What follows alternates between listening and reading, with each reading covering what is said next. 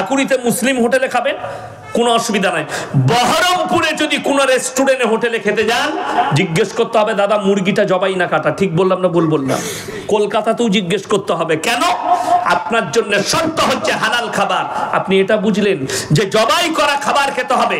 সকালবেলায় কাঁটা বাগানে গিয়ে মুরগির মাংস কিনবেন, বলছেন এই জবাই করা 1 কিলো মাংস দে তো। আপনি কিনবেন জবাই করা মাংস, কিন্তু টাকাটা আবার সুদের টাকা, সেই একই মাল দাঁড়িয়ে গেল। কথাটা বুঝাতে পারলাম? এরপর যদি সুদের মায়ান করি, সকালবেলায় কাঁটা বাগানে চায়ের দোকানে সুদ কররা এক কাছে বসে বলবে বাজে মলবি এনে নিবে, বলবে না? বলবে না? ওই মাল কটা গাল দিবে। কোরআন বলছে ওয়াহাল্লাল্লাহুল বাইয়া ওয়া হাররামার রিবা, হে আমার নবী আমি সুদকে হারাম করেছি আর ব্যবসাকে হালাল করেছি।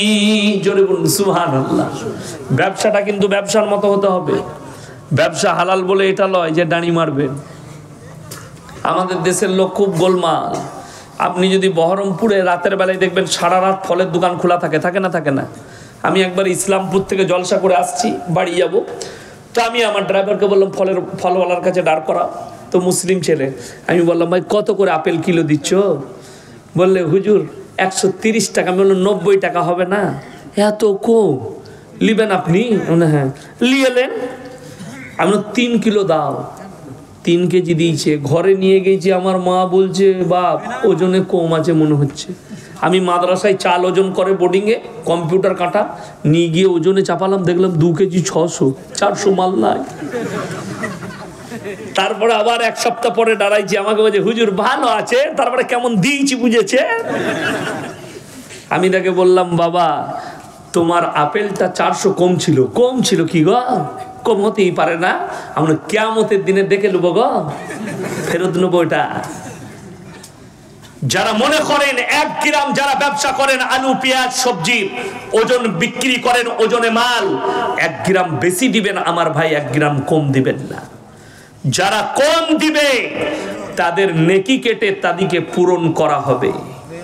বড় কষ্টের বিষয়, তবে আপনার হালাল। সারাদিন সবজি বিক্রি করলেন কাঁটা বাগানে, 300 টাকা রোজগার করেছেন, আল্লাহর কসম হালাল মাল, হালাল পয়সা, সেই পয়সায় খাবার খাবেন হালাল, সন্তানকে খাওয়াবেন হালাল খাবার।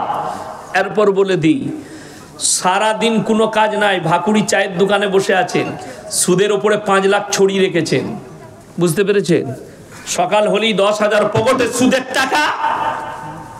লোককে বলছে আমি খাসির মাংস এনেছি, ইলিশ মাছ খাও আর খাসির মাংস খাও, তুমি দেশি মুরগি খাও আর যেটা খাবে খাও। আল্লাহর কসম করে বলছি সুদ হারাম, সুদের টাকা হারাম। সেই টাকায় খাবার খেয়েছো, খাবারটা হারাম।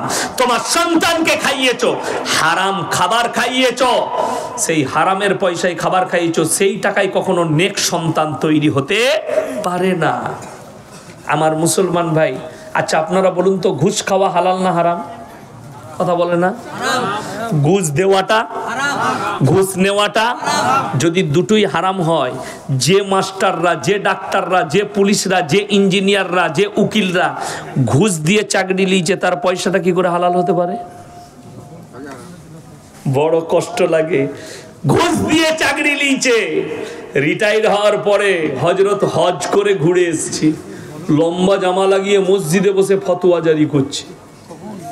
আজকে জানেন আমাদের দেশে ভাগ বাটোয়ারা হয়ে গেছে। কেন? এই বেরেলভি ভাইরা বলে ওয়াহাবিরা দেওবন্দিরা যদি মসজিদে ঢুকে মসজিদটাকে 7 বার ধুতে হবে। জোরে বলুন নাউজুবিল্লাহ। আপনাদের মুর্শিদাবাদের মৌলবি ফতোয়া দিয়েছে, সে মৌলবি কি জানি না, তার নাম হচ্ছে জোকার, জোকার বলি তাকে আমি, জোকার তার নামটা ভুলে যাচ্ছি। না না না না, জুবের, তাকে জোকার বলি। দেখবেন আজিব আজিব কালারের টুপি পরে, পরে না? মনে জাদু খেলা দেখাতে এসছে, পিসি সরকারের মতো টুপি পরে আর আজিব আজিব কালারের জামা। এই জুবের ফতোয়া দিচ্ছে লালবাগে একটা স্টেজে, দেওবন্দিরা ওয়াহাবিরা আহলে হাদিসরা মুরগি জবাই করলে সেই মুরগিটা যে খাবে সে কাফের হয়ে যাবে। বাস্তব বলছি, এদের সঙ্গে যারা মুলাকাত করবে বিবির তালাক পড়ে যাবে। দেওবন্দীদের ঘরে আহলে হাদিস ঘরে বিটির বিয়ে দিলে বইয়ের তালাক পড়ে যাবে। অথচ খোঁজ নিয়ে দেখলাম, আমি ভগবান গলায় জলসা করতে গেলাম, মুফতি জুবের রিজবির বিটি পালিয়ে গিয়ে একটা দেওবন্দি ঘরে বিয়ে করেছে। আর তোর বউটার পর কি হবে? কথাটা বুঝতে পারেননি? ফতোয়া তো অরপুরি ঘুরে যাবে। শুনেলেন, যদি আমাদের সাথে মুলাকাত করলে বিবির তালাক পড়ে যায়, আল্লাহ সাক্ষী আছে, আল্লাহর কসম করে বলে যাচ্ছি, আল্লাহর কসম মানে এটা মিথ্যা হতে পারে না। আমার গুনাহ হবে না? হবে না মিথ্যা হলে? আমার ড্রাইভারকে গিয়ে জিজ্ঞেস করে আসুন, আমার ম্যানেজারকে।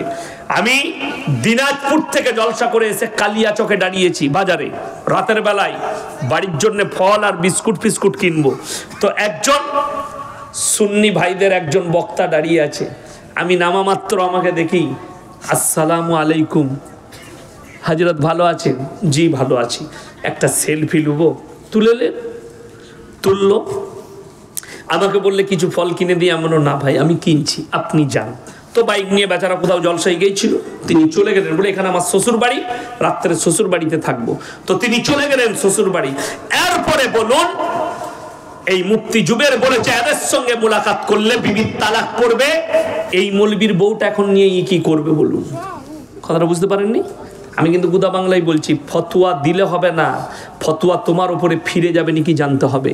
আবার মেজো ভাইয়ের বিয়ে একবারই কোথায় বেরেলবি গ্রামে দিয়েছি। মেজো ভাইয়ের বিয়ে, আমার নিজের ফুপুই তো শালি, সেটা আবার তো আমার ভাবি যে হয়েছে, আমার আবার ফুপুই তো শালি হচ্ছে, আমার স্ত্রীর নিজের ফুপুই তো বোন। তো আমি শর্ত রাখলাম আমার মৌলবি নিকাহ পড়াবে। তারা বললে তোমাদের মৌলবি পড়াবেন? হ্যাঁ। বলে ঠিক আছে। এরপরে যখন বিয়েতে পৌঁছালাম তখন বলছে আমাদের গ্রামের লোক বলছে আমাদের মৌলবি পড়াবে। আমি পড়া, আমি ওই স্টেজ আবার আমার মৌলবি দিয়ে পড়াবো। তোদের মৌলবি পড়ানো হয়ে গেলেই আমি পড়াবো। যদি বললে কেন, আমাদের মৌলবি পড়ানো কি 2-4টা শিক্ষিত লোক হবে না? আমরা হতো, সে যদি শিরক বিদআত না করত। সবাই শুনে যান, কোন মৌলবি যদি শিরক বিদআতে ডুবে থাকে, কবর পূজায় ডুবে থাকে, সেই মৌলবির পেছনে নামাজ দুরুস্ত হবে না।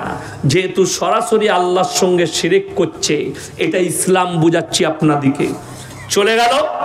তারা বললে টাকাটা দেন। আমি ক টাকা লাগবে বলো? বলে বিয়ে পড়ানো 1000 টাকা। সে মৌলবি বললে খানা নেই খাইঙ্গে, এই লো মাল পালিয়ে গেছে। আমাকে দেখেই পালিয়ে গেছে মসজিদে। তো গেল, টাকা পাঠিয়ে দিলাম, 1000 টাকা বললো, আমি একজনের হাতে দিয়ে দিলাম, দিয়ে দেন আপনার মৌলবিকে 1000 টাকা। 1000 কেন, 2000 বললেও দিতাম, আমি 5000 বললেও দিতাম, বিয়ে পড়াতে দেবো না। চলে গেল, টাকাটা নিয়ে নিলে। এখন টাকা হজম হয়ে গেছে তার। আজকে জানেন প্রায় 13-14 বছর বিয়ে হয়ে গেল আমার মেজো ভাইয়ের। এখন টাকাটা তার শরীরে মিশে গেছে, খাওয়া দাওয়া করেছে, তার বিবিকে খাওয়াইছে। এরপর আপনি বলুন, যদি আমাদের ঘরে বিয়ে দিলে বিটির তালাক পড়ে, তো আমাদের টাকায় যদি তাদের মৌলবি খায়, তার বউটা কি হবে? কথাটা বুঝতে পারেননি? ফতোয়া তোমার উপরে ঘুরে যাবে। আর আমি চ্যালেঞ্জ দিয়ে বললাম, আমার সুন্নি ভাইরা শোনো, আমি জীবনে তোমাদিকে কাফের ফতোয়া দিইনি, জীবনে তোমাদিকে জাহান্নামী বলতে পারবো না। আর এই হারামখোররা কথাই কথাই বলে জাহান্নামী, কথাই কথায় লোককে জাহান্নামে ঢুকায়। অথচ আল্লাহর নবীর হাদিস, কোন অমুসলিম ব্যক্তিকেও তুমি জাহান্নামী বলতে পাবে না। কেন? সে যদি মৃত্যুর পূর্বে কালমা পড়ে মুসলমান হয়ে যদি জান্নাতে চলে যায়, কিয়ামতের দিনে লাঞ্ছিত হবে। আপনাকে বাস্তব ঘটনা শোনাই, আমি বেশি ঘটনা বলবো না। বাবরি মসজিদ, সেখানে রাম মন্দির উদ্বোধন হয়েছে না হয়নি? লম্বা ঘটনা বলবো না, আমি বলে দিয়েছি এর আগে। সেইখানে যে লোকটা প্রথম হামলার চালিয়েছিল তার নাম বলবীর সিং। সেই লোকটা ইসলাম কবুল করেছে এবং আপনাদের মুর্শিদাবাদে গোদনপাড়া মাদ্রাসার জলসাতেও সেই লোকটা এসেছিল। সেই বছর আমার আব্বাজি প্রধান বক্তা ছিল ওখানে, খোঁজ নিয়ে এলেন।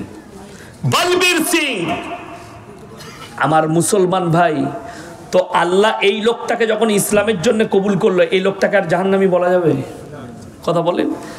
আমি বলে যাচ্ছি, যতগুলো ভাই বাবরি মসজিদ ভেঙেছেন, হিস্সা নিয়েছে, তাদের জন্য আমার একটাই দোয়া, তাদেরকে আমি এখন জাহান্নামী বলতে পারবো না, একটাই দোয়া দেবো, আল্লাহ এদিকে ইসলামের জন্য কবুল করো, যদি তকদিরে ইসলাম না লেখা থাকে এদিকে ধ্বংস করো। জোরে বলুন আমিন। এইটা হচ্ছে হাকিকত এবং হক দোয়া। আপনার বাড়ির পাশে কোনো অমুসলিম ভাই থাকলে তার লেগে দোয়া করবেন। আপনার বন্ধু থাকলে সে যদি আপনার কাছে আপনার পয়সায় চা খায়, দোয়া করবেন আল্লাহ তুমি একে হিদায়েত দাও। কি দোয়া করবেন? আল্লাহ হিদায়েত দাও, এই দোয়া করবেন। বড় কষ্ট লাগে। আচ্ছা, আমার এতক্ষণ বয়ান শুনলেন, এই মৌলবীরা বসে আছে, আমাদেরকে দেখে কাফের মনে হচ্ছে আপনাদের কোনো অ্যাঙ্গেল থেকে? আরে কথা বলে না এরা, আমরা তো সাধারণ শিক্ষিত মানুষ। আপনারা বলুন আমাদেরকে, আমার যে বক্তব্য শুনলেন, আচ্ছা একটাও রসুল বিরোধী কথা বললাম? হ্যাঁ, আমি দরুদ পড়লাম না পড়লাম না? আচ্ছা, সাল্লাল্লাহু আলাইহি সাল্লাম বলনা, এটা দরুদ না দরুদ নয়? দরুদ, সবাই বলবে দরুদ। আচ্ছা, এই যে আমরা দরুদ পাঠ করলাম সবাই, আমি যতবার বললাম রসুলের নাম, সকলে আরেকবার বলুন তো সাল্লাল্লাহু আলাইহি সাল্লাম। আচ্ছা, আপনারা দাঁড়িয়ে পড়লেন না বসে? হ্যাঁ, বসে। এত বড় বিয়াদবি, কথাটা বুঝতে পারেননি আমার? এরা বলছে নবীকে সালাম দিলে দাঁড়িয়ে দিতে হয়, বড় কষ্টের বিষয়। যে হুজুর বলছে নবীকে সালাম পাঠালে দাঁড়িয়ে পাঠাতে হয়, ওই হারামখোর হুজুর নিজে হারামখোর বসে বসে 100 বার দরুদ পাঠ করেছে নবীজির উপরে, ঠিক কি না? তাহলে তোর থেকে বড় বিয়াদব কেউ আছে? আচ্ছা, আমাদের দেশের বেরেলভি ভাইরা বলছে, খুব ভালো করে বুঝবেন, সুন্নি মৌলবীরা মানুষকে বুঝাচ্ছে কে হাম জব মিলাদ করতে হ্যাঁ, আমরা যখন মিলাদ শরীফ করি, আমরা যখন জলসা করি, তখন আল্লাহর নবী সরাসরি আমাদের মজমায় হাজির হয়। তোর থেকে বড় হারামখোর কেউ আছে? নবীজি মজমায় আছে, তুই বসে বসে বায়ান কি করে করছিস বে? কথাটা বুঝতে পেরেছেন না পারেননি? ই বলছে নবীজি মজমায় হাজির হয়, হাজির নাজির। তাহলে তোর থেকে বড় হারামখোর বিয়াদব কেউ পৃথিবীতে আছে যে নবীজি মজমায় হাজির হলো আর তুই হারামখোর বসে বসে বায়ান করছিস? তুই বলছিস নবীর আদবে দাঁড়াতে হয়? তোমার কাঁটা দিয়ে তোমার কাঁটা তুলছি, বেশি পাকামো করো না। আজকে তো বহু জায়গায় কি বুঝলেন, ইমাম যদি কিয়াম না করে বলে তোর চাকরি শেষ। হ্যাঁ, আমাদের এলাকায় একটা মৌলবি ঢুকেছে, সে বলেছে ভাই আমি জলসা মিলাদে ফিলাদে কিয়াম করতে পারবো না। কেন? বলে আমি ইয়াসিন সাহেবের ছাত্র। ইয়াসিন সাহেবের ছাত্র কি বে? সে তো কাফের, তোকে তো রাখাই যাবে না। মসজিদটা ধুইছে, আবার পাইপ দিয়ে পানি চালু করে। বাস্তব কথা বলছি। আপনার বহরমপুরে খুঁজেলেন এলাকায়, আপনার মুর্শিদাবাদে পাবেন, ইমাম সাহেব কিয়াম না করার কারণে বার করে দাও। ইমাম সাহেব দরুদ পড়ে নাই, বার করে দাও। দরুদটাই তো তুই বুঝলি না, সালামটাই তো বুঝলি না। আপনারা বলুন কিয়াম করা কি ফরজ? কি বললাম? আপনারা অবাক হচ্ছেন না? মৌলবী দিকে জিজ্ঞেস করুন, নামাজে দাঁড়ান না আপনারা? কিয়ামের অর্থ হচ্ছে দাঁড়ানো। কিন্তু আমার বলার উদ্দেশ্য, গোটা পৃথিবীর আহমদ রাজা বেরেলভি থেকে যতগুলো মৌলবি আছে সকলকে চ্যালেঞ্জ দিলাম, খালি হাদিস কুরআন থেকে এটা বার করে দাও যে সাহাবীরা কবে নবীর সামনে দাঁড়িয়ে বলেছিল ইয়া নবী সালামুন আলাইকা, ইয়া হাবিব সালামুন আলাইকা। আল্লাহ নবী মা হালিমা, মা আমিনা দাইমা হালিমা, এই শব্দ ব্যবহার করে। এগুলো তো নবীজির বায়োডেটা। আমরা বলি না? অনেক সময় আমাদের মৌলবীরা নবীজির জীবনী বলে না, কথা বলেন, বলে না? আমরাও বলি যে নবীজির মা তিনি হচ্ছেন আমিনা, দুধমা হচ্ছেন হালিমা, তিনার আব্বা হচ্ছেন আব্দুল্লাহ। এইগুলো বলা তো নবীজির বায়োডেটা। আমি যদি এখন আমার বায়োডেটাটা বলি, বলা যাবে না? যাবে না? বলা যাবে। তো এইটা কি করে দরুদ হলো আমি বুঝে আসছে না, কথাটা বুঝতে পারেননি? এইটা কি করে সালাম হলো? হাদিস থেকে আমাকে বার করে দেখা এটা সালাম। কেউ কেউ বলছে মুস্তাহসান। মুস্তাহসান বলে হাদিসে কোনো নেকির কাজের মান আছে? এটা দেখা বড় কষ্ট লাগে। শুনেলেন, এটা ইসলামের কোনো বিষয় নয়। দেখুন, সুদের বায়ান নাই, হারাম হালালের বায়ান নাই, নামাজের বায়ান নাই, আপনার মানুষকে দ্বীনি শিক্ষার বায়ান নাই। বায়ান কি আছে? খালি অমুক পীরের গল্প আর অমুকের গল্প আর দাদার গল্প আর বাপের গল্প আর নানার গল্প আর অমুকের গল্প। মুর্শিদাবাদের লোক বায়ান করছে, শুনেলেন কি গল্প? হাদিস শুনেলেন, কেউ যদি স্টেজে বয়ান করে কোনো গল্প বাস্তবের বিপরীত হলে জানবেন কথাটা জাল। কথাটা কি বললাম? বাস্তবের বিপরীত হলে কথাটা কি হবে? জাল। বাস্তবের বিপরীত বলে দিই। আল্লাহর একজন ওলি খাজা মঈনুদ্দিন চিশতি রাহমাতুল্লাহ আলাইহি, তিনি কলেতে পানি নিতে গেলেন, গ্রামের মানুষ তাকে পানি নিতে দেয়নি। খাজা বাবা গোটা আনা সাগরের পানিটা লোটার মধ্যে ভরে নিলেন। যা বুঝে করগা, কোথায় ফেলিবি? বলে গুটকাখোরের বইয়ে লেখা আছে। বাস্তব নয়, বাস্তবের। আচ্ছা, আল্লাহ নবী সাল্লাল্লাহু আলাইহি সাল্লাম বলেছেন, আমার পরে যদি আল্লাহ কেউ কি নবুয়তের দরজা খোলা থাকতো, আল্লাহ হযরতে উমরকে নবুয়ত দান করতেন। ঠিক কিনা এটা কথা বলেন? হযরতে উমরকে নবুয়ত দান করছেন। আচ্ছা, এরকম ঘটনা হযরতে উমরের জন্য শুনেছেন কোনোদিন? শুনেননি। আমার ভাই, চলুন সকলে আজকে নিয়ত করুন, 5 ওয়াক্তের নামাজি কে কে হবেন? হাত তুলেন তো, সকলে হাত তুলেন। নামাজ কিন্তু কোনো ভাই ছাড়বেন না। পৃথিবীর মধ্যে দুটো জায়গা সব থেকে দামি জায়গা। কটা বললাম? কটা? দুটো। আল্লাহর ঘর মসজিদ, যেখানে আল্লাহর ইবাদত হয়। দ্বিতীয় ওই জায়গা যেখানে আল্লাহ এবং আল্লাহর রসুলের কথা কি হয়? আলোচনা হয়। অথচ যে রসুলকে আল্লাহ পাঠালেন, সেই রসুল সাল্লাল্লাহু আলাইহি সাল্লাম দুনিয়াতে কিন্তু কারোর কাছে জ্ঞান অর্জন করেননি। দুনিয়ায় কোনো শিক্ষক ছিল না। কার? নবীজি।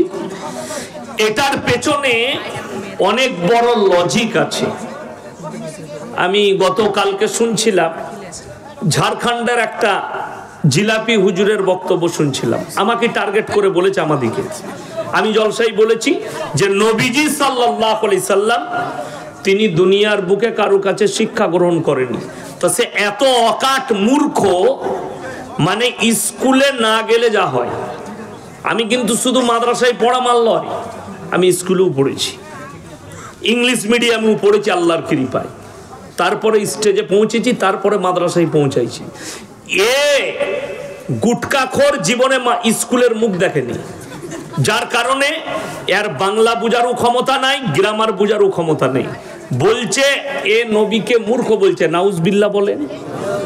আমার আগের যিনি বক্তব্য দিচ্ছিলেন তিনি মূর্খ বলে গেলেন নবীজিকে। আমার 40,000 জলসা ছুটছে, কোনো জলসায় বলেছি নবীজি অশিক্ষিত? বলিনি। কিন্তু নবীজি উম্মি ছিলেন। উম্মি মানে দুনিয়ার বুকে কারো কাছে লেখাপড়া শিখেননি। তার পেছনে বহুত বড় লজিক আল্লাহ লুকিয়ে রেখেছে। আমি যে স্টেজে বায়ান করতে এসেছি, আপনারা সব আমাকে মোবাইলে দেখেছেন না? দেখেছেন। আমার শিক্ষক যদি আসেন, যিনি আমাকে মাদ্রাসায় পড়িয়েছেন, স্কুলে আমার যে হেডমাস্টার, তিনারা এলে তিনাদের কাছে আমি বড় না ছোট? ছোট। কেন? তিনি আমার শিক্ষা গুরু, তিনি আমার শিক্ষক, আমি তিনার কাছে ছোট। এমনকি আমাদের মাদ্রাসার তালবিল ইলম দিকে একটা শিক্ষা দেওয়া হয়, সেটা হচ্ছে বড়কে শ্রদ্ধা, ছোটকে স্নেহ। আমি তো আমার বাপের বয়সী যত আলেম আছে, মৌলবি আছে, আমি তাদেরকে আমার উস্তাদের মতনই শ্রদ্ধা করি, যে তাদের জুতো সোজা করতে হবে। কেন? এটা আমাদেরকে শিক্ষা দেওয়া হয় মাদ্রাসার ক্লাসে, তালবিল ইলম দিকে আমরা শিক্ষা দিই। চলুন, তো আমি আমার শিক্ষকের কাছে ছোট। কেউ যদি নবীজি সাল্লাল্লাহু আলাইহি সাল্লামকে শিক্ষা দিত, সে কি বলতো?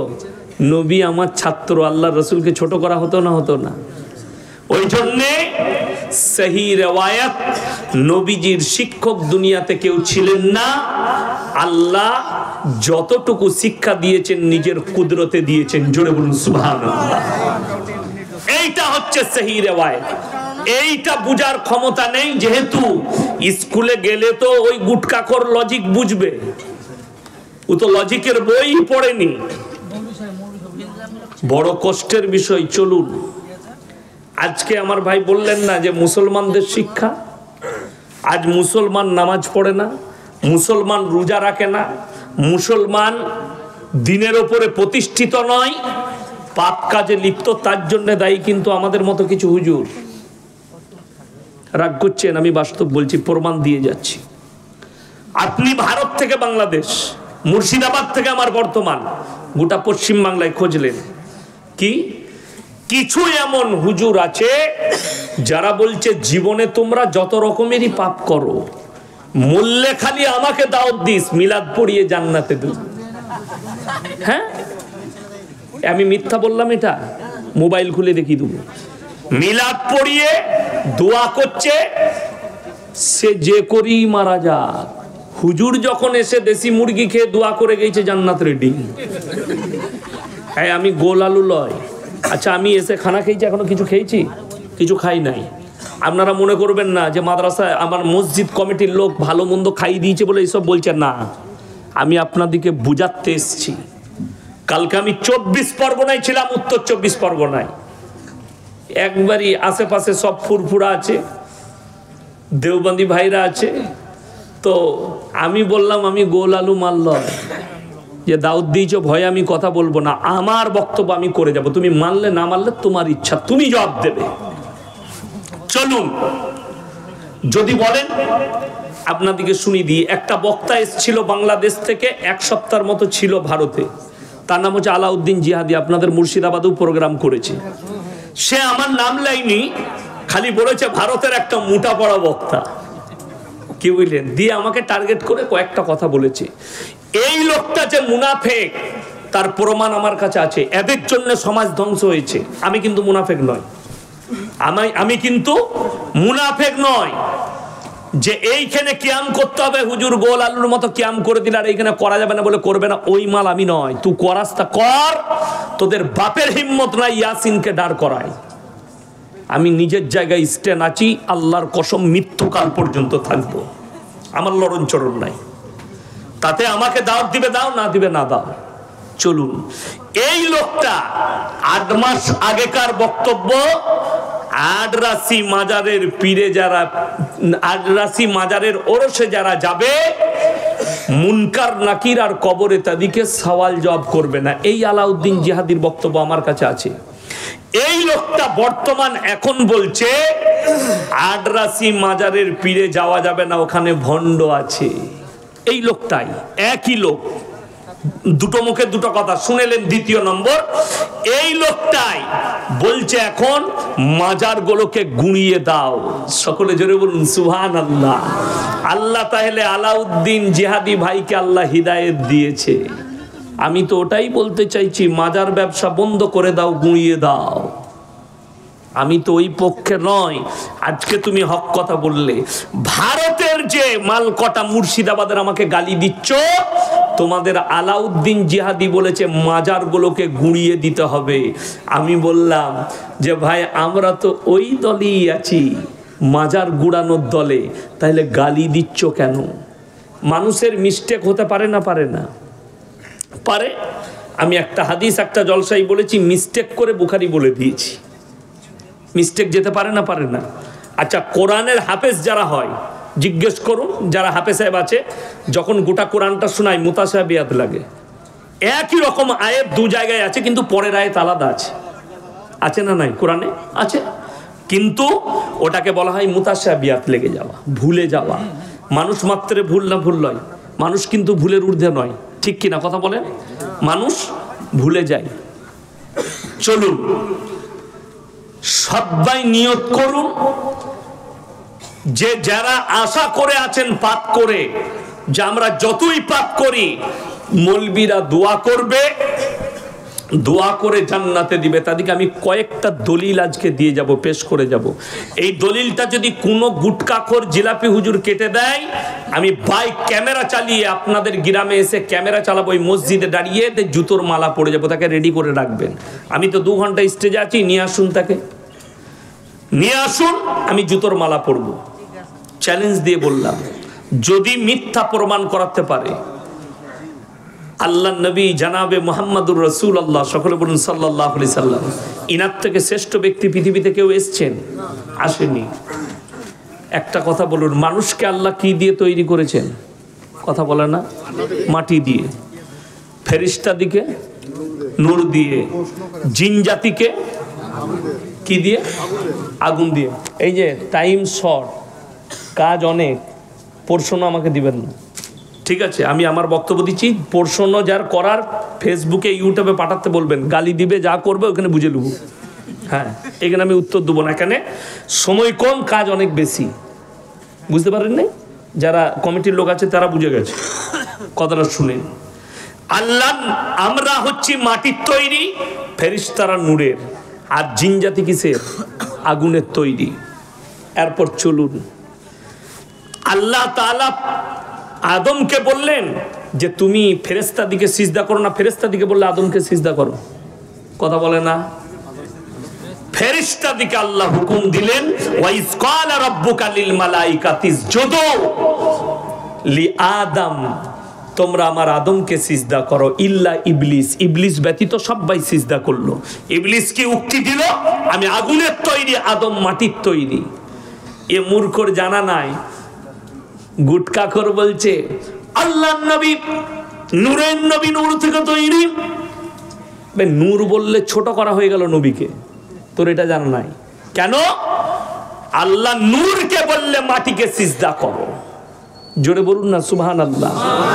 নূরকে বললে মাটিকে সিজদা করো। হযরত আদম আলাইহিস সালাতু ওয়াস সালাম মাটির সৃষ্টি। চলুন এরপরে কোরআন এর সাক্ষ্যে আরো এক জায়গায় নবী যে আমাদের মতোই মানুষ, দুটো আয়াত শোনাবো।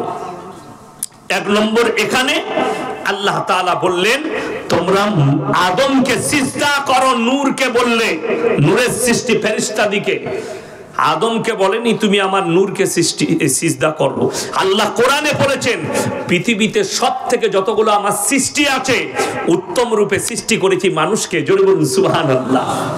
তাইলে যদি মানুষ উত্তম সৃষ্টি হয়, তাহলে নবীকে নূর বললে তো নবীজিকে ছোট করা হয়ে গেল। ফেরেশতাদের থেকেও উত্তম করেছে। জোরে বলুন সুবহানাল্লাহ। ফেরেশতাদের থেকে উত্তম মানুষ সমস্ত সৃষ্টির থেকে। আল্লাহ ব্যতীত আল্লাহ যত কিছু সৃষ্টি করেছেন, আল্লাহ ব্যতীত আল্লাহ যত কিছু। আচ্ছা, নবীজি আল্লাহ সৃষ্টি না সৃষ্টি নয়? এক মিনিটের লেগে মেনে নিলাম নূর, কিন্তু সৃষ্টি না সৃষ্টি নয়? সৃষ্টি। আল্লাহ তাআলা কোরআনে নিজে বললেন আমার পৃথিবীতে যতগুলো সৃষ্টি আছে সব থেকে উত্তম রূপে আমি মানুষকে সৃষ্টি করেছি। জোরে বলুন সুবহানাল্লাহ। চলুন আগে নিয়ে যাই। কোরআনে আছে আল্লাহ রাব্বুল আলামিন পৃথিবীর মানুষকে বুঝালেন, হে নবী তুমি বলো, কুল ইন্নামা আনা বাশারুম মিসলুকুম ইউহা ইলাইয়া আন্নামা ইলাহুকুম ইলাহুম ওয়াহিদ ফামান কানা ইয়ারজু লিকা রাব্বিহি ফালইয়ামাল আমালান সালিহান ওয়া লা ইউশরিক বিইবাদাতি রাব্বিহি আহাদা। সূরা কাহাফ একবারই শেষ আয়াত। যাদের বাড়িতে মানে কোরআন আছে অনুরোধ করে খুলবেন আমাকে গালি দেওয়ার আগে। সূরা কাহাফের শেষ আয়াত 16 পারায় গিয়ে শেষ হচ্ছে সূরা মারইয়ামের আগে। একবারই সূরা মারইয়ামে যে বিসমিল্লাহ লেখা আছে তার আগের আয়াতটা পেয়ে যাবেন, মানে কোরআন থাকলে খুলবেন। হে নবী আপনি বলুন আমি তোমাদের মতোই একজন মানুষ। জোরে বলুন সুবহানাল্লাহ। কে বলছেন? নবীজিকে আল্লাহ বলা করাচ্ছেন। এবং আল্লাহ আমাকে বিশেষ মর্তবা দিয়েছে, আমার কাছে ওহী আসে, তোমাদের কাছে আসে না। তোমরা যে আল্লাহর ইবাদত করো, আমি আল্লাহর নবী সে আল্লাহরই ইবাদত করি। তোমরা আল্লাহর সঙ্গে কেউ কি শরীক করো না, আল্লাহর সঙ্গে কেউ কি শরীক করো না। এখন বলে দিই, ভালোবাসা একটা শব্দ আছে, আছে না নাই? আমরা মাকে ভালোবাসি না, বাসি না? সবাই বাসবেন, জোরে বলুন ইনশাআল্লাহ। আচ্ছা, বউকে ভালোবাসি না? সবাই বাসবেন, জোরে বলুন ইনশাআল্লাহ। আচ্ছা, দুটোরই নাম ভালোবাসা। কেউ যদি বউকে বলে তোকে এত ভালোবাসি না, তোকে মা বলতে মন যাচ্ছে, বউ ঝাঁটা করে মারবে না? মারবে না। বউকে ভালোবেসে মা বলা যাবে? দুটোর মধ্যে কিন্তু অন্তর আছে, আসমান আর জমিনের ফারাক আছে, আছে না নাই? বিবির ভালোবাসা, মায়ের ভালোবাসা, আসমান আর জমিনের পার্থক্য। আমি জিলাপি আর গুটকাখোর হুজুরকে এটাই বুঝাতে চাইছি, আল্লাহর রাসূলের মধ্যে আসমান আর জমিনের ফারাক আছে। সেই ফারাকটার নাম শোনো, তার নাম হচ্ছে দরুদ। সবাই একবার বলুন সাল্লাল্লাহু আলাইহি ওয়াসাল্লাম। ও আল্লাহ তুমি রাসূলের উপরে রহমত বর্ষিত করো। জোরে বলুন সুবহানাল্লাহ। দরুদের মানে এটা। তো চলুন, এটা গেল যে আল্লাহর নবী নূরের তৈরি নয়, তার দলিল আরো শুনেলেন। আল্লাহর রাসূল যদি নূরের তৈরি হতেন, আল্লাহ যদি নূর দিয়ে সৃষ্টি করতেন। এখন গুটকাখোররা কোরআনের অপব্যাখ্যা করে, যেমন একটা আয়াত শুনতে পাবেন জলসা হলেই কি বলে, ইন্না আউলিয়াল্লাহি লা খাউফুন আলাইহিম ওয়ালা হুম ইয়াহজানুন। হে আমার ভাইরা, আল্লাহ তাআলা ওলিয়া উলিয়া পীর ফকির একদম কোরআনের অপব্যাখ্যা। আল্লাহর কসম করে বলছি এই পীর শব্দটাই নাই ওখানে ব্যাখ্যায়। আউলিয়া শব্দের অর্থ হচ্ছে বন্ধু। কি বললাম? বন্ধু। কার বন্ধু? আল্লাহর বন্ধু। সেই বন্ধুটা আমিও হতে পারি, আপনিও হতে পারেন, সাধারণ লোকও হতে পারে, হাজী সাহেবও হতে পারে, একজন মাও হতে পারে। তো আল্লাহ বললেন যারা আমার বন্ধু হবে তাদের দুনিয়া এবং পরকাল কোনো জায়গাতেই ভয় নাই। আর মানুষকে কি বুঝালো এরা? ওলিয়া উলিয়া মানে হচ্ছে আমরা গুটকা খোররা, আমাদিকে নজরানা দিবি জান্নাতে নিয়ে যাব। 3 বোতল মদ খেয়ে মারা গেছে বলে কোথায়? বলে সারগাছিতে অ্যাক্সিডেন্ট হয়েছে হাই রোডে। অসুবিধা নাই, 40 দিনে মিলাদ দিবে। আমি বলে যাচ্ছি যারা 40 দিনে মিলাদ দেয় বেদাত, এর থেকে বড় কাঁচা বিদাত আর কিছু নাই। মিলাদ দিয়েছে দাউদকার হুজুরের, হুজুর এসে দোয়া করছেন, আল্লাহ তুমি তাকে জান্নাতুল ফিরদাউস দাও, শহীদের মর্তবা দাও। দোয়া হয়ে গিয়ে হুজুর খেতে বসেছে। হুজুর বলছে বাপ কি করে মরলো? অ্যাক্সিডেন্ট হয়ে। বলছে হুজুর ছেলে খুব বদমাস ছিল, 3 বোতল মদ খেয়ে অ্যাক্সিডেন্ট করেছে। তোবা তোবা, ভেবে মদ খেয়ে সে শহীদের দরজা পাবে? কথাটা বুঝতে পারেননি? কিন্তু এরা দিয়ে দিবে, কোনো অসুবিধা নাই। একজন বলেছে বয়ানে, ইয়াসিন জানে না, ইয়াসিন বলেছে কবর জিয়ারত। আমি কবর জিয়ারত করতে নিষেধ করি নাই তো। বাপের কবর জিয়ারত করবি তো অসুবিধা কি আছে? কবর জিয়ারত কর। কিন্তু তুমি বলছো কবর জিয়ারত করে 3 দিন তোর বাপের কবর জিয়ারত করেছি, এরপর আমাকে একটা লুঙ্গি আর গেঞ্জি দে। ওই করি তো তোদের চলে। আমি কিন্তু কবর জিয়ারত করা লুঙ্গি পড়ি না। আমি বললি খারাপ, গালি দেবে। চলুন আপনাদেরকে এরপর শুনাই। বুখারী শরীফের রেওয়ায়েতে আছে, আল্লাহর হাবিব সাল্লাল্লাহু আলাইহি সাল্লামের কাছে খবর এলো, ইয়া রাসূলুল্লাহ আপনার চাচা যান মরণাপন্ন অবস্থায়। নবীজি ছুটলেন, চাচার হাত দুটো ধরে বললেন, হে আমার চাচা একবার খালি কলমাটা পড়ে নাও, আমি আল্লাহর কাছে কেঁদে কেঁদে তোমার জন্য ক্ষমা চাইব। নবীজির চাচার উত্তর কি এলো জানেন? মারাত্মক উত্তর। আমি যদি বার্ধক্যে কলমা পড়ি লোকে বলবে মৃত্যু ভয়ে কলমা পড়েছে, আমি কলমা পড়তে পারবো না। জোরে বলুন নাউজুবিল্লাহ। নবীজির কথাকে অস্বীকার করলো কে? নবীজির আপন চাচা। আল্লাহ আয়াত পাঠালেন, এই আয়াতটা তোমার গুটকাখোর মৌলবীকে শোনাও। তুই যে পয়সা নিয়ে জান্নাতে দিচ্ছিস, তুই যে টাকা নিয়ে নজরানা নিয়ে মাতালকে জান্নাতে পাঠাচ্ছিস, এই আয়াতের ব্যাখ্যাটা বল। ইন্নাকা লা তাহদি মান আহবাবতা ওয়ালাকিন্নাল্লাহা ইয়াহদি মান ইয়াশা। হে আমার বিশ্বনবী, পৃথিবীর মানুষকে বলো হিদায়াতের দপ্তরটা সকলে বলুন কার হাতে? এত আস্তে কেন? কার হাতে? জোরে বলুন। আল্লাহর হাতে। আরে এত জোরে বলবেন তবে তো ইউটিউবে যাবে, গুটকাখোর শুনবে যে হ্যাঁ লোক আছে সাক্ষী দেওয়ার। আমার ভাই আল্লাহর হাতে। আল্লাহ বললেন আমার ইচ্ছা নেই তোমার চাচা কলমা পড়তে পারবে না। নবীজি চোখ দিয়ে পানি। এখানেও শেষ নয়, চলুন। যারা মনে মনে ভাবছেন আমার বেটা গাঁজার আসরে থেকে মারা গেছে, মদের ভাটিতে জীবন কাটিয়ে মারা গেছে, কুফরিতে জীবন কাটিয়ে মারা গেছে, আমি তো নামাজি, আমি তো হাজী সাহেব, আমি তো পরেজগার, আমি দোয়া করে দেব, আমি হুজুরকে দাওয়াত করে খাইয়ে দোয়া করে দেব, তারা কান খুলে শুনে নেন। আল্লাহর নবী বললেন, ওগো আল্লাহ তুমি আমাকে যতদিন না নিষেধ করছো আমি ততদিন আমার চাচার জন্য কেঁদে কেঁদে আপনার কাছে ক্ষমা চাইব। নবীজি কাঁদতে লাগলেন, আল্লাহ আমার চাচাকে ক্ষমা করে দাও। আল্লাহ পাঠালেন নবীজিকে। শুধু এখানে নবীকে নসিহত করেননি, আল্লাহ মুমিন এবং নবী দুজনকেই নসিহত করলেন। মা কানা লিন নবী ওয়াল্লাযীনা আমানু আইয়াস্তাগফিরু লিল মুশরিকিন ওয়ালাউ কানু উলি কুরবা। হে আমার নবী এবং মুমিন তোমরা শোনো, যারা মুশরিক হয়ে মারা গেছে, বেঈমান নেমক হারাম হয়ে বদ্দিন হয়ে মারা গেছে, তার লেগে দোয়া করতে পাবে না যদিও সে তোমাদের নিকটতম আত্মীয় হয়।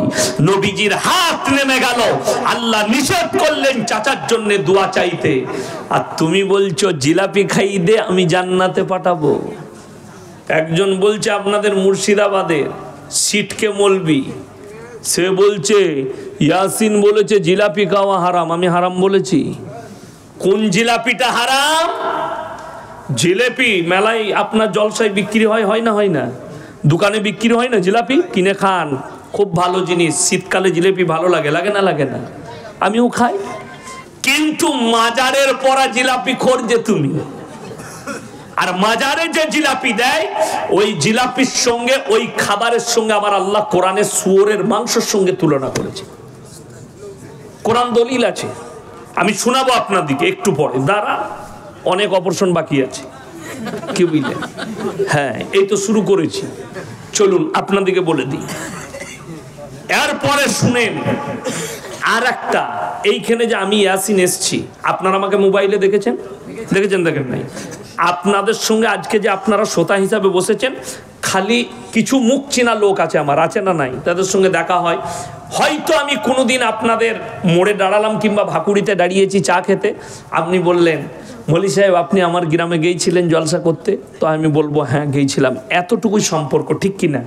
আচ্ছা বলুন, একটা হুজুরের সাথে আমি ইয়াসিন ধরলেন হুজুর, আমার সঙ্গে আপনার সম্পর্ক বেশি হবে না আপনার সন্তানের সম্পর্ক বেশি হবে? কথা বলে সন্তানের। তোমার বউয়ের সঙ্গে তোমার সম্পর্ক বেশি না হুজুরের সম্পর্ক বেশি? আপনার সঙ্গে আপনার বউয়ের সম্পর্ক বেশি। এরপর যারা গুটকাখোর হবে, যারা জিলাপি খোর, আমাদের দেশের কিছু সুন্নি ভাই বলছে আমার বউয়ের সঙ্গে পীরের সম্পর্ক বেশি। হ্যাঁ এটা বীরভূমের লোকের কথা, তা না হলে কখনো কানা পীরকে দিয়ে কখনো নিজের বউকে বলে পীরের পা টেপ জান্নাতে যাবি। তার থেকে বড় কানা দাজ্জাল পৃথিবীতে কেউ নাই আমার ভাই। এরা হচ্ছে কানা দাজ্জাল, পা টিপা করায়। আমার কাছে রেকর্ডিং আছে, কি জানেন? একজন উত্তরপ্রদেশের বেরেলভি বক্তা, সুন্নি বলছে নিজেকে, কি বয়ান করছে জানেন উর্দুতে? देवबंदी वहाबी अगर मक्के में तवाफ करते करते मर जाए फिर भी जहन्नम में जाएगा। जोरे बोलो नाउज बिल्लाह। आमी दुआ करलाम अल्लाह इस मौलवी के बात को तू कबूल कर ले कि हम लोग का मौत काबा घर में हो जाए। जोरे बोलो आमीन। ये तो हम दुआ करते हैं। द्वितीय भाषाटा तार सुने लेन। और बेरेलवी का मौलवी का मौत और बेरेलवी लोगों का मौत अगर बेस्सा खाना में हो जाएगा फिर भी जन्नत में जाएगा। मतलब अल्लाह तेरा दुआ को कबूल कर ले कि तुम लोग का मौत बेस्सा खाना में हो जाए। ये तो तुम्हारा मौलवी का बात है, अभी हमको गाली देगा, ये सुन लेगा तो कौन? गुटखाखोर लोग गाली देगा।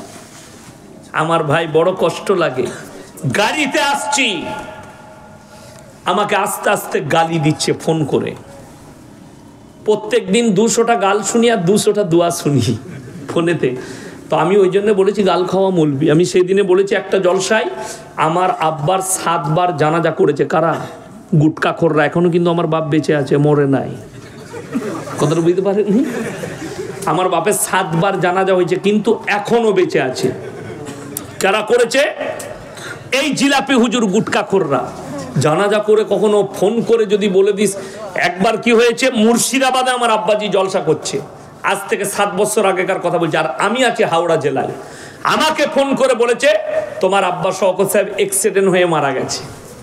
যখনই আমি নম্বর দেখেছি অন্য, তখনই বুঝতে পেরেছি এটা কোনো গুটখাখোর হবে, কি বুঝলেন?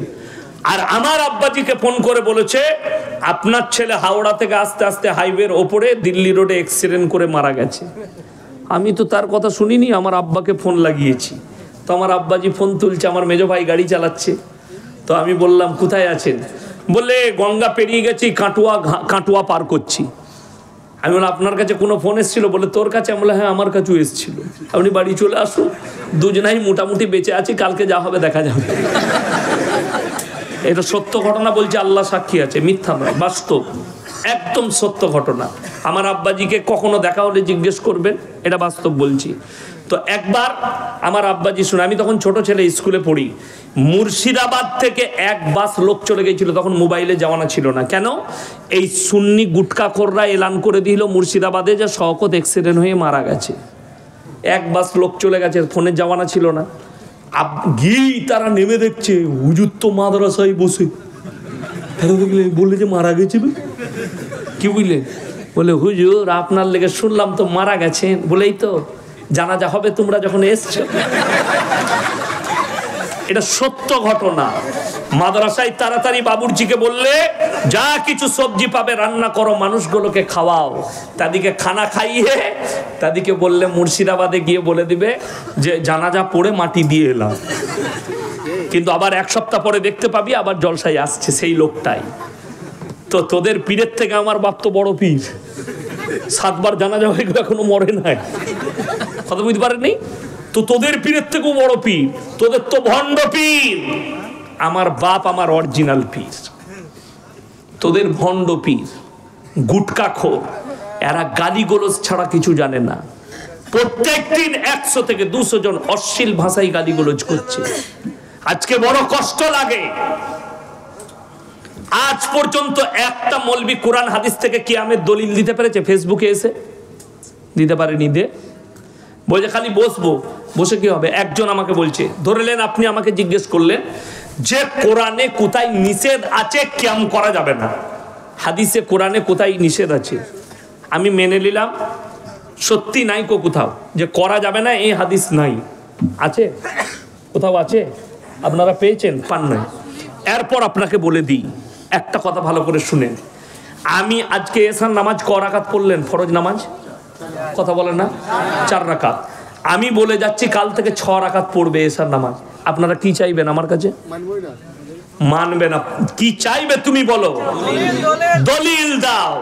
আমি যদি বলি পড়তে নাই, ওই দলিলটা দে, তো আমাকে পাগলখানা পাঠাবেন না? পাঠাবেন না? এই যে জায়গাটায় জলসা করছি, আমি যদি বলি এই জায়গাটা আমার বাপের, আপনারা কি চাইবেন? দলিল। আমি যদি বলি আমার বাপের নয়, ওই দলিলটা দে, খুঁজে পাবেন না? আমাকে রাঁচিতে পাঠাবেন। তো এ মাল কটাকে গুটকাখোরগুলোকে রাঁচিতে পাঠানো দরকার। তো তুই যখন বলছিস কিয়াম আছে, তো দলিলটা তুই দিবি। তো কথাটা বুঝতে পারেন না আমার? তুই যখন বলছিস ঈদে মিলাদুন নবীর জন্মদিন পালন করা নবীজির জায়েজ আছে, জুলুস বার করা জায়েজ আছে, দলিলটা তুই দিবি, আমরা দেবো না। আমি তো বলি নাই জায়গাটা আমার, তুই বলছিস জায়গাটা আমার, তুই বলছিস আছে, তো দলিলটা তোকে আগে দিতে হবে যে কোথায় আছে। কথাটা বুঝতে পারেননি? বুঝাতে পারলাম? আমি গুদা বাংলায় কথা বলছি। তো দলিল যদি জায়গা আমার না হয়, তাহলে আমি যদি দলিল না দিতে পারি, জায়গাটা আমার কি করে হবে? তুমি দলিল না দিতে পারলে সেই জিনিসটা কি করে হবে? সমাজের বুকে প্রতিষ্ঠিত করছো। আজকে কষ্ট লাগে। আমাদের দেশের কিছু লোক দরুদ মুখস্থ করেছে, কিসের জানেন? জলসার দরুদ। জানেন না জলসার দরুদ কি? কালকে আমি 24 পরগনায় ছিলাম, তো আমি এখুনি কি পড়লাম? জলসার আগে কি দরুদ পড়লাম? এটা কোথায় পড়া যায়? নামাজে পড়া যায় না? পড়েন না নামাজে? এরপর যারা নামাজি আছে তারাই একমাত্র এটা পড়তে পারবে। আমাদের দেশের কিছু ওই গুটকাখোর এরা শিখিয়ে রেখেছে কি আল্লাহুম্মা সাল্লি আলা দিয়ে হুজুর চা খাচ্ছে, এরা চালিয়ে যাচ্ছে। এর থেকে বড় বিয়াদব কেউ আছে? আচ্ছা আমি দরুদ পড়লাম পানি খেয়ে, চা খেয়ে না, আদবের সঙ্গে কথা বলবেন, আদবের সঙ্গে। তো তোমার জিলাপি হুজুর গুটকা করতো বিয়াদব, ও লোককে বলে দরুদ পড়, ও পড়ে না, ঠিক কিনা? ও খালি চালু করে দিলে আল্লাহুম্মা, তারপর তোরা চালিয়ে যা। রাইস মিল দেখেছেন? সব রাইস মিলগুলো আমার বাড়ির কাছে। রাইস মিলে খালি ডয়ারটা চালিয়ে দিয়া মাল অটোমেটিক টেনে ঢুকিয়ে চাল করে বার করে দিচ্ছে। আগে তো সিদ্ধ করে চাল করে শুকিয়ে চাল হতো, এখন ওইসব সিস্টেম নাই, ডয়ার সিস্টেম অটোমেটিক। ধান একদিকে ঢুকে যাচ্ছে, সিদ্ধ হয়ে শুকিয়ে চাল হয়ে একবারে বেরিয়ে আসছে। কথাটা বুঝতে পারেননি? তো এই মাল কটা অটোমেটিক দরুদের মাল, কি বুঝলেন? অটো, খালি স্টার্ট করে দিয়া আল্লাহুম্মা পানি দাও, ও পানি খাচ্ছে আর এরা চালিয়ে যাচ্ছে। তাদেরকে জিজ্ঞেস করো। আর আমি কালকে পড়লাম, সবাই বলুন দরুদ ইব্রাহিম আল্লাহুম্মা সাল্লি আলা। যারা নামাজি তারা খালি পড়লো, বাকি মাল কটা চুপচাপ। ওরা তো খালি জলসার দরুদ মুখস্থ করে রেখেছে, এক হারাম করু নামাজ পড়ে না। এটার জন্যে এরা বলছে দরুদকে নিয়ে ব্যঙ্গ করেছে। আমি একবারও ব্যঙ্গ করি নাই, তো আমি ব্যঙ্গ করলাম? আমি তোমার ভুলটা ধরাচ্ছি, তুমি বেনামাজি সেটা ধরে দিলাম। বড় কষ্টের বিষয়। আমি কেন ব্যঙ্গ করতে যাব? দরুদকে কখনো ব্যঙ্গ করা যায়? তোমার হুজুর বলছে আদবের সঙ্গে দরুদ পড়ো, আর সেই গুটকাখোর লোককে দরুদে জুড়ে দিয়ে নিজে চা খাচ্ছে, না হলে দুধ খাচ্ছে। তাকে ঝাঁটা মারার লোক আছে? আমি কিন্তু বিয়াদব লয়, তোমার হুজুর বিয়াদব। চলুন আপনাকে বলে দিই, আজকে লোক নামাজ এই জন্য পড়ছে না। আপনাদেরকে বলি, অনেক মানুষ হয়তো অনেক সুন্নি ভাই আছেন, আমার জলসা শুনতে আসবেন, দেখি ইয়াসিনকে তো এত গাল দিই, কি বলছে মালটা আপনাদেরকে বুঝিয়ে দিই।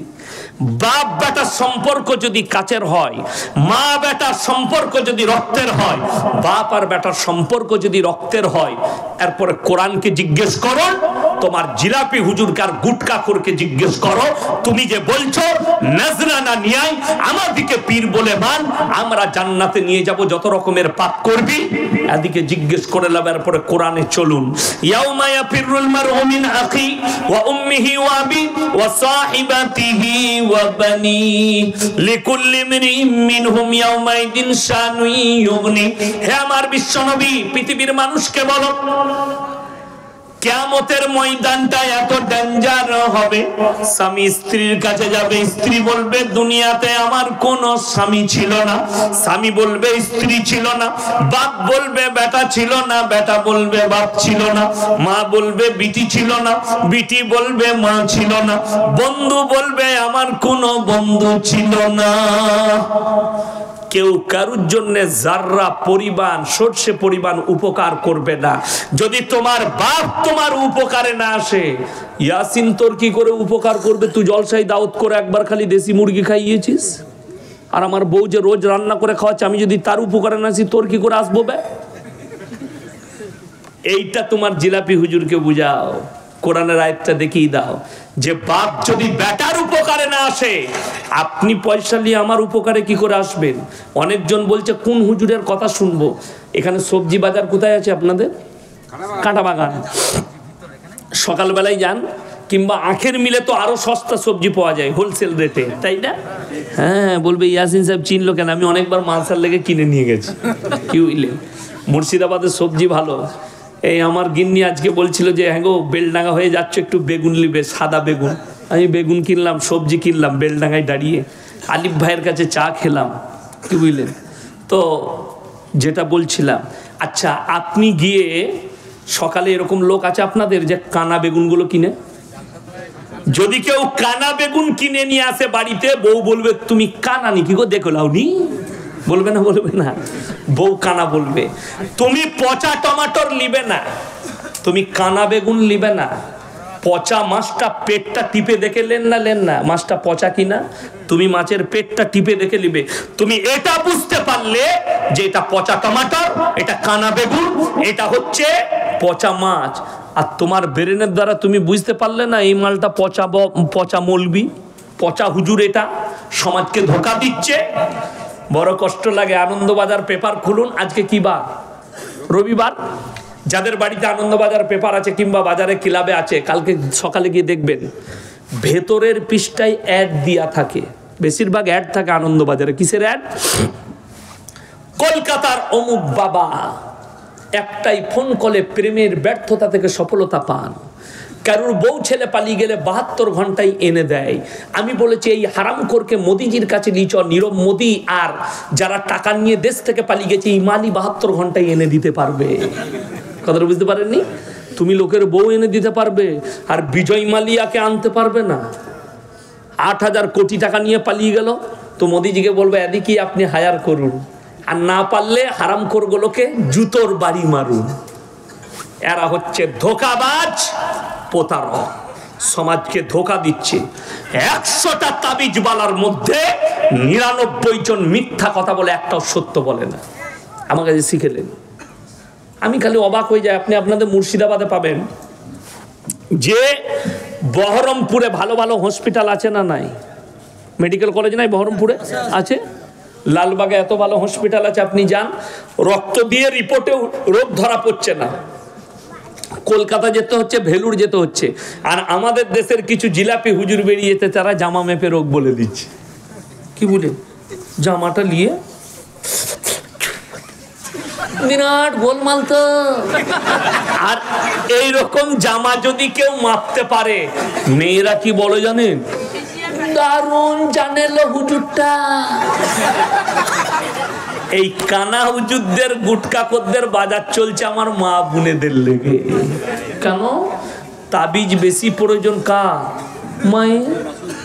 স্বামীকে বশ করবে, বলে হুজুর বশ করার তাবিজ দাও। শাশুড়িকে বশ করবে, বললে হুজুর একটা শাশুড়ি আমার খুব রাগী, আমাকে দেখতে পারে না, কি করব? বলে হুজুর আমার শাশুড়িকে বশ করার একটা তাবিজ দেন। যদি তাবিজে তো শাশুড়ি বশ হবে, তো আমি তো তোকে আগে বশ করব। কথাটা বুঝতে পারেন? কষ্টর কথা। সেই হুজুরকে জুতো করে বাড়ি মার, যে বলছে তাবিজে বশ করে দেবো। বশ কিসে হবে?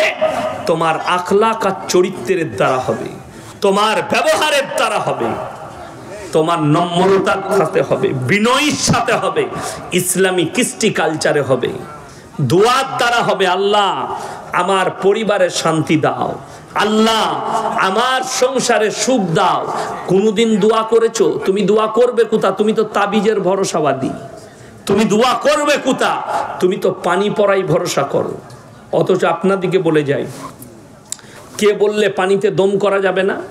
আপনি নামাজি ব্যক্তি, শরীর অসুস্থ, ক্যান্সার হয়েছে, আপনার টিউমার হয়েছে, আপনার পেটের রোগ আছে, ফজরের নামাজ পড়ে 11 বার নিজে নামাজটা পড়ুন, পড়ে 11 বার সূরা ফাতিহা পড়ে পানির মধ্যে দম করে পান করুন। আল্লাহ চাইলে আপনাকে শিফা দান করবে। জোরে বলুন সুবহানাল্লাহ।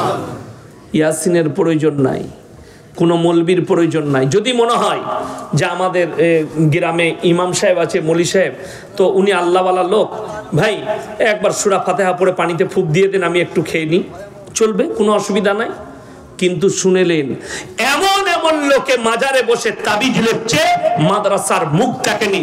আমি আমার বর্তমানে প্রমাণ দেব, জুম্মার নামাজ পর্যন্ত হারাম করে পড়ে না, তাবিজ লিখছে। পেশাব করে পানি পর্যন্ত লাই না, তাবিজ লিখছে। অথচ তারা জিনাতে জড়িয়ে আছে। আমার কাছে দলিল আছে, প্রমাণ আছে। আসুন আমার গাড়িতে চাপেন, 7 সিটের গাড়ি নিয়ে এসেছি, যারা যাবেন 2 জন চাপুন। আমি আমার মাদ্রাসায় নিয়ে যাবো, মেহমানখানায় রাখবো, নিয়ে গিয়ে মাজারে দেখি বাইরে এই মালটা। এতটা সাহস আমার এলাকায় আমার আছে। দেখি দুটো চোখে আঙ্গুল দিয়ে, দেখো এইটা।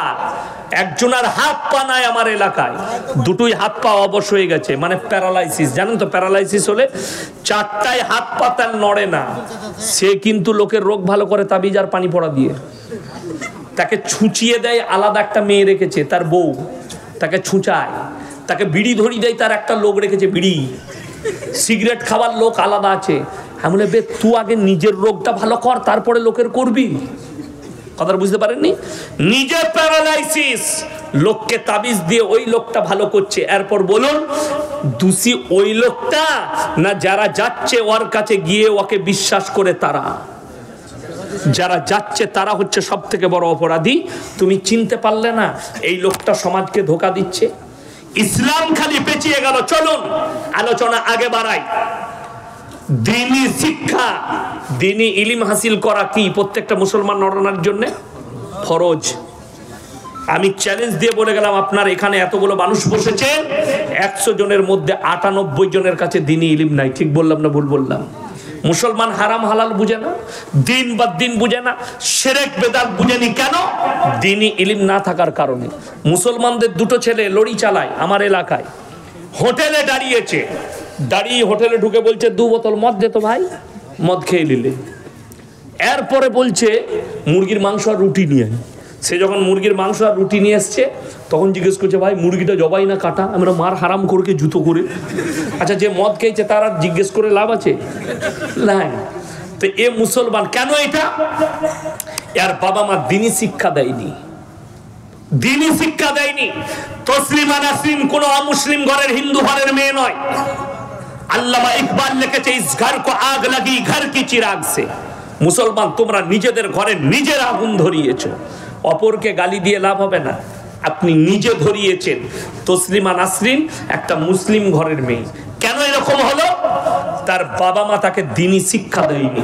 চলুন আরো আগে, আসাদ নূর বলে যে নতুন হারামের আওলাদটা বাংলাদেশ থেকে উৎপত্তি হয়েছে, তসলিমা নাসরিনের বাড়ি কোথায়? কথা বলে না, বাংলাদেশ। আমি খালি অবাক হয়, আপনি দেখে দেন। আচ্ছা, আসাদ নূরের বাড়ি কোথায়? বাংলাদেশ। পৃথিবীর সব থেকে বড় বড় ইসলামের দুশ্মনগুলো সব বাংলাদেশে জন্ম নিয়েছে, এটা আমি চ্যালেঞ্জ দিয়ে বললাম। দেখলেন, তসলিমা নাসরিনের থেকে বড় দুশ্মন এশিয়া মহাদেশে এখন ইসলামের নাই। সে নবীজির বিরুদ্ধে প্রতিনিয়ত কথা বলেছে, কোরআনের বিরুদ্ধে, নবীজির বিরুদ্ধে। কিছুদিন আগে দেখলেন না, আমাদের ভারতের ইসরোর বৈজ্ঞানিকরা চন্দ্রযান 3 পাঠিয়েছে না পাঠায়নি? সফলতা লাভ করেছে, এটা ভারতবর্ষের জন্য গর্ব। এই মেয়েটা তসলিমা নাসরিন এ মিডিয়ার সামনে বলল মুসলমানরা কোরআন নিয়ে পড়ে আছে আর বিজ্ঞান চাঁদে পৌঁছে গেল। এরপর যদি তুমি এটা বলো, আল্লাহর কসম করে বলছি, আল্লাহ নবী সাল্লাল্লাহু আলাইহি সাল্লাম আঙ্গুলের ইশারায় চাঁদকে 2 টুকরো করেছিলেন না করেননি? করেছেন। এটা যদি সত্য হয়, তোমার বিজ্ঞানের বাপের ক্ষমতা নাই। চাঁদকে 2 টুকরো তো দূরের কথা, তোমার বিজ্ঞান, তুমি যেটা নিয়ে বলছো কোরআনকে চ্যালেঞ্জ করছো, তোমার বিজ্ঞানকে বলো চন্দ্রযান 3 যে ওখানে পৌঁছেছে, ওইখান থেকে একটা লাইটের ফোকাস দিতে বল, যেন আমরা দেখতে পাই। কথাটা বুঝতে পারেননি? আপনাকে বলে দিই, যারা শিক্ষিত লোক আছেন, যারা মনে করেন কোরআনের থেকে বিজ্ঞান আগে, ইসলামের থেকে বিজ্ঞান আগে, তারা শুনে যাও। স্কুলের স্টুডেন্ট যারা আছেন, বিজ্ঞান হচ্ছে আপেক্ষিক। বিজ্ঞান কি বললাম? আপেক্ষিক। আজ যেটা বলছে কাল সেটা চলবে না, আজ যেটা বলছে কাল সেটা ঘটবে না। আমার বয়সী যারা আছে, আমাকে অনেকজন ইউটিউবার ফেসবুকে দেখে মনে করে মালটা বুড়ো মাল। আমি এখনো 20 অত সুজালয় 36+। আমাদের দেশের গুটকাখোররা মোবাইলে দেখে মনে করছে মালটার বয়স 50 হয়ে গেছে, আর বেশি দিন বাঁচবে না, এখন অনেক দিন বাঁচবো, আমি তোদের বীজ মেরে ছাড়বো। তোদের মাজারের ব্যবসা না তোলা পর্যন্ত আল্লাহ আমাকে যেন মত না দেয়, বলুন আমিন। আপনারা দোয়া করছেন তো? এই মাজারের ব্যবসা আমি তুলে দেবো 15 বছর সময় পেলে। এমনি তো ওদের হয়ে গেছে, পায়ের তলার মাটি ছড়িয়েছি, এখন গালিগালাজ ছাড়া কিছুই নাই। শুনে নেন, আল্লাহ যাকে হিদায়েত দিবে সে হিদায়েত পাবে। কি বললেন আমাদের সভাপতি সাহেব? যে যারা চেষ্টা করবে আল্লাহ আমাকে পরিবর্তন দাও, আল্লাহ তাকে পরিবর্তন দিবে। বলি, আপনাদের মুর্শিদাবাদেরই একটা ছেলে আমাকে গালি দিয়েছিল, তার গ্রামে জলসা করেছি আমি লালবাগে, প্রচুর গালিগালাজ করেছিল ফোনেতে। তা আমি তাকে চিনিও না, জানিও না। 1 মাস আগে আমাকে ফোন করেছে, বলছে হুজুর সাহেব ফোনটা কাটবেন না। আমি কেন বাবা, কি হয়েছে বলো, গাল দিবে? বলে না না, আমি আপনাকে অনেক দিন আগে গালি দিয়েছিলাম ভুল বুঝে, আজকে আল্লাহ আমাকে হক চিনিয়েছে, আমি নিজেকে পরিবর্তন করেছি, হুজুর আমার লেগে দোয়া করবেন যেন হকের উপরে চলতে পারি। জোরে বলুন সুবহানাল্লাহ। আমাকে ক্ষমা করবেন। আমি বললাম, বুকা ছেলে, তুমি যেদিন আমাকে গালি দিয়েছো আমি মন থেকে সেদিনই ক্ষমা করে দিয়েছি। কেন? তুমি তোমার অজান্তে গালি দিয়েছো। যারা আমাকে গালি দিচ্ছে আমি তাদের প্রতি আমার অভিযোগ নাই, আমি আল্লাহর কাছে দোয়া করি, আল্লাহ তুমি এদিকে ক্ষমা করে দিও। কেন? এরা না জানতে গালি দিচ্ছে আল্লাহ। আর দ্বিতীয় দোয়া থাকে, আল্লাহ তুমি এদিকে হিদায়াত প্রাপ্ত করো। কেন? অপরাধ এদের নয়, অপরাধ হচ্ছে জিলাপি হুজুরদের, এরা দিয়া করাই গালি। আমার মাদ্রাসায় 300 ছাত্র আছে, আমি কোনোদিন ক্লাসে আমার মাদ্রাসায় ছাত্রদের সামনে এটা আলোচনাও করিনি যে আমাকে ফোন করে গাল দেয়, এবং কোনো ছাত্রকে আমি অর্ডারও দিইনি যে কোনো হুজুরের নম্বর নিয়ে গাল দেয়। প্রতিনিয়ত পরশু রাত্রিতে ফুরফুরাওয়ালাদের এক মাদ্রাসার ছাত্ররা ফোন করে গালি দিয়েছে, ভিডিও কল করে। আমি বললাম, আল্লাহ তোমাদেরকে হিদায়াত দে। তোমার অবস্থা যদি, তোমাদের অবস্থা এত খারাপ হয়, তোমার গুটকাখোর হুজুরের হাল কত খারাপ হতে পারে। বেরেলবিরা ফোন করে গালি দিচ্ছে। আমি বলেছি, তোমাদের যদি চরিত্র এত খারাপ হয়, তোমাদের ইমাম যাকে মনে করো আহমদ রাজা বেরেলবি, তার চরিত্র কেমন হবে এরপর তোমাদের ভাষা থেকেই বুঝতে পারছি। আমি আর কিছু বলবো না। আমি তাকে গালিও দিতে পারবো না, সে লোককে আমি চিনি না। চলুন আপনাদিকে আগে নিয়ে যাই আলোচনাটা। আজকে মুসলমান দ্বীনি শিক্ষা না থাকার কারণে এদের মা বাবা দ্বীনি শিক্ষা দেয়নি। কতটা ইলম হাসিল করবেন? মৌলবি হতে হবে না, মুহাদ্দিস হতে হবে না, মুকাররির হতে হবে না, মুফাসসির হতে হবে না, হাফেজ হতে হবে না, কারি হতে হবে না। আপনাকে অতটা ইলম হাসিল করতে হবে যতটা করলে হারাম হালাল চিনতে পারেন, দ্বীন বাদ্দীন চিনতে পারেন, শিরক আর বিদআত চিনতে পারেন, কুফরি চিনতে পারেন। বেঈমান কাফেররা যে জালটা আপনার উপরে ছুড়ছে সেই জালটা যেন বুঝতে পারেন। আপনার ঘরের কাছে দলিল দিয়ে যাচ্ছি, বহরমপুর আপনাদের কাছে না, আপনাদের বেশি কাছে না আমার বেশি কাছে? আপনাদের বেশি কাছে। এই বহরমপুরে আমি জায়গার নাম বলবো না, মা বেটা দুজন মা বেটা, যদিও তারা অমুসলিম, একটা বিল্ডিং কিনেছে। সেইখানটা রুমগুলো ভাড়া দেয় কাদিকে? যারা সমকামী তাদিকে সেক্স করার জন্য ভাড়া দেয়। নাউজুবিল্লাহ বলেন। প্রশাসন কিছুই করতে পারবে না। কেন? ভারত সরকার সমকামীর রায় দিয়ে দিয়েছে সুপ্রিম কোর্ট, যে ভারতে যারা সমকামী হবে তারা বাঁচতে পারবে। এটা তো ভারতবর্ষ। আচ্ছা, আমাদের ছেলেরা স্কুলে যায় না? যায় না। শুনেছেন আমাদের স্কুলের ছাত্রদিকে সমকামী শিক্ষা দেওয়া হচ্ছে? শুনেছেন কোনোদিন? আমি ইয়াসিন স্টেজে বলে গেলাম, আল্লাহর কসম করে বলে যাচ্ছি, যেদিনে শুনবো ওখানে ওই শিক্ষা দেওয়া হচ্ছে সেই দিনই আমার বাড়ির বাচ্চাদের স্কুল যাওয়া বন্ধ হয়ে যাবে। আমি শত চেষ্টা করেও, নিজের ভিটে মাটি বেচে দিয়েও আমি নিজে আমার সন্তানদের জন্য স্কুল তৈরি করব। কেন? যেন মুসলমান সন্তানদের ঈমান বেঁচে যায়। আমি আল আমিন মিশনের যতগুলো জিম্মেদার আছে আমি তাদের লেগে দোয়া করি, আল্লাহ তুমি এদের জানের মালের হেফাজত করো, বলুন আমিন। এইখানে যাওয়ার পরে মুসলিম ছেলেদের ঈমানগুলো বেঁচে গেছে। আমার বর্তমান টাউনে একজন স্কুলের, হাই স্কুলের টিচার চাকরি পেয়েছে, পড়াশোনা করেছে রামকৃষ্ণ মিশন থেকে। সকালবেলায় উঠে গোসল করে মুসলিমদের ছেলে, তার বাড়ির লোক অভিযোগ করছে, হুজুর রামকৃষ্ণর মূর্তিতে পুজো করে তারপরে স্কুলে যায়। নাউজুবিল্লাহ বলে। আমি বললাম এই হালতে যদি আর মৃত্যু হয়, এর না জানাজা পড়া যাবে, না কবরস্থানে আর দাফন কাফন করা যাবে। বললে তাহলে হুজুর কি করব? কুকুরকে খাইয়ে দিব, নদীতে ফেলে দিয়ে আসবে দামোদরের কিনারায়, কিন্তু দাফন কাফন করা যাবে না এর জন্যে। আমার মুসলমান ভাই, বাংলাদেশকে আমরা মুসলিম রাষ্ট্র হিসাবে জানি? জানি না? জানি না। ঘটনা শুনেছেন শরীফ থেকে শরীফা? শুনেননি? শরীফ থেকে শরীফা স্কুলের বইয়েতে তাকে আপনি মুসলিম রাষ্ট্র বলেন? আমি বাংলাদেশের মানুষকে বলছি, শোনো, যদি তোমরা মুসলিম রাষ্ট্র মনে করো, স্কুলের বইগুলোকে কুটি কুটি করে ফেলে দাও। আলেমদের উচিত বাংলাদেশে গোল আলু না হয়ে প্রতিবাদ করা। একটা কলেজের প্রফেসরকে তাকে বরখাস্ত করা হয়েছে খালি পৃষ্ঠাটা ছিঁড়ার কারণে। কেন? সেই পৃষ্ঠায় লেখা আছে সমকামীর ঘটনা। শরীফ থেকে শরীফা বলবো আর কি? শুনেলেন, গাছের গুড়া যদি নরম হয়, গুড়াটাই যদি পোকা লাগে, গাছের ডালপালায় ফল হবে? কথা বলে না তো? হাসিনার গুড়াতেই তো পোকা লেগে আছে। পোকাটা কি?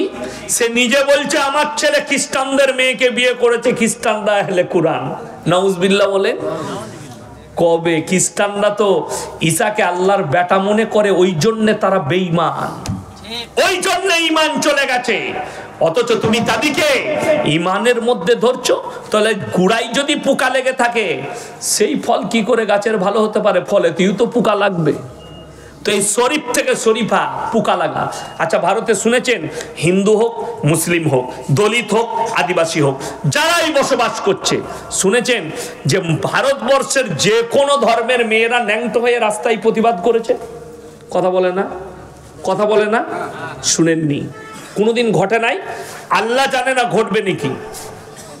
বাংলাদেশে 2 বছর আগে কিছু মেয়ে পোশাক নিয়ে তারা বলছে আমরা ন্যাংটো ঘুরে বেড়াবো, ন্যাংটো হয়ে প্রতিবাদ করেছে রাস্তায় বাংলাদেশে। মুসলিমদের মেয়ে, অমুসলিম নয়। কাদের মেয়ে বললাম? মুসলিমদের মেয়ে। শুনেলেন? আপনারা হাত তুলে বলুন আমাদের বাচ্চাদিকে দিনী শিক্ষা দেবো, জোরে বলুন ইনশাআল্লাহ। আপনি হারাম হালাল কি বুঝলেন? দেখুন, দোয়া কবুলিয়াতের জন্য প্রথম শর্ত যেটা ইসলামে রাখা হয়েছে, দোয়া কবুলিয়াতের জন্য প্রথম যে শর্তটা আছে সেই শর্তটা কি জানেন? কি? হালাল খাদ্য।